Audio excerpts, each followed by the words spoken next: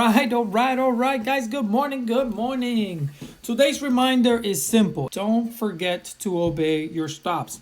If you happen to go in the wrong direction, let's say you went long and for some reason you did not have your key level drawn in here, signifying that, hey man, this thing reversed at this point yesterday. Is it going to do the same today? But for some reason, let's say you jumped in long right at the open. This thing opened here. You jumped in long right around here. And now it's at a key level. And you are here watching this thing now and the day red or the candle red.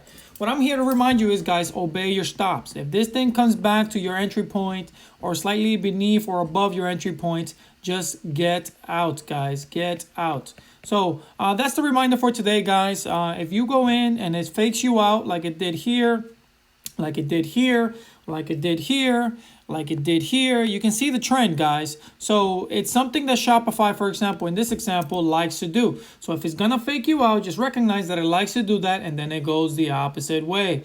It goes the opposite way. It goes the opposite way. So that's all for today, guys. Obey your stops and have an awesome day.